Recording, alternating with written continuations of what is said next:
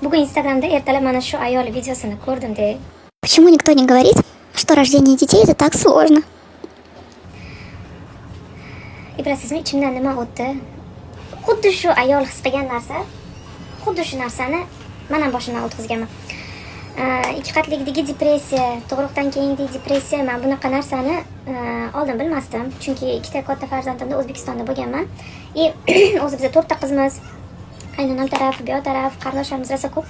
Menga bilinmasdi, chunki xo'jayinim Semenga ketganlarida yoqqa borardim, bu yoqqa borardim, uyimda ko'p bo'lardim. Menda bola katta qilishdi, mana bunaqa depressiya degan narsalarni men tushunmasdim. Qo'yib kelgandan keyin ikkita farzandimni dunyoga keltirgandan keyin baribir xo'jayinim yordam beradi. Baribir erkak kishi ko'p holatda, ishda, smenda, orada kech keladi. Ana o'shanda men haqiqatdan ham ikki qatlikdagi depressiya nimaligini, tug'ruqdan keyingi depressiya haqiqatdan borligini va nimaligini tushunib yetganman. Chunki xoh ishonasizmi, yo'q, ikki qatligimda har kuni kechqurun yig'lardim. Har kuni kechqurun yig'lardim. Shu darajada menda toksikoz kuchli bo'lganki, даже mana shu YouTube'da video ko'rayotganingizda arablarning reklamasi chiqib qoladi. O'sha arab reklamasini eshitganda o'sha ko'nglim aynishi boshlardi. Oynalarni ochsam, bularning hidi ko'chaga chiqish xohlamasdim. Shu darajada juda ham yomon qiynalganman ikki qatligimda. Tug'ganimdan keyin esa uchinchi qizim tug'ganda mayli, uncha bilinmagan, lekin mana ketma-ket uchinchi qizim 7 oylikda homiladorman. Keyin ikki qatligim, o'g'limda o'zi qiyinroq o'tgan, keyin tug'ilgandan keyin qo'limda keyingi tug'ilgan chaqaloq, yonimda esa 1,5 yoshli qizim. Bunda endi juda ham qiynaldim. Ikkitasi ham xuddi chaqaloqdek, xuddi egiziga katta qilgandek bo'ldim. Undan tashqari radomda bir kunda qo'yib yuboradi, uyga kelasiz. Bolalaringiz, ikkita katta bolangiz maktabga boradi, uy ishini qilasiz.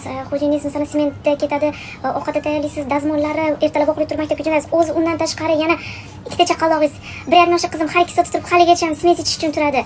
O'g'limni emizish uchun uyg'onishim kerak. Mana bunaqa. Turaman, sementini beraman. Kechki uyqum umuman yo'q. O'zi ularni galma-gal uxlatgunimcha bitta o'zim ayniqsa shu smen ketgan paytlari 1,5-2 bo'lib ketardi-da. Keyin 5 turishim kerak, maktabga kuzatishim kerak. 5 turganda yana qaytadan bolalarimni turib olishar, chaqaloqlarim. Ularni yana uxlatgunimcha 7-8 bo'lib ketadi. O'zim umuman hali endi ertalab mana endi uyg'ondingiz, energiyaga to'ldingiz, siz mazza qilib kuningizni o'tkazishingiz kerak, lekin men o'sha kaput bo'lib bo'lardim. Umuman charchab, shunaqa yig'lab o'tirardim, shunaqa qiyin bo'ldi. Haligacha qiyin, lekin xuddi shu ayol aytgandek, men ham o'zimga mana bunaqa deyman-da, o'zimni bilan o'zim miyam bilan o'zim kelishaman. Nega tur hozir maktabga kuzatib ol, boshqa qilib, bolalaring tinchitib ol, keyin orada dam olasan, nima qolasan deb o'zimni o'zim aldab uyg'onaman. Uxlasam uxlayman, keyin uxlamasam uxlamayman.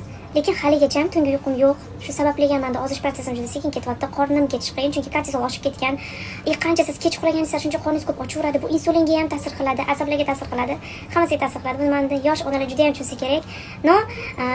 Yana aytganimdek, o'zimni xursand qilib tinchlantiraman. Bu hammasi vaqtinchalik, xudo xolasa, bular ham katta bo'lib qolsa, hammasi oson bo'lib, yana joyiga tushib ketadi.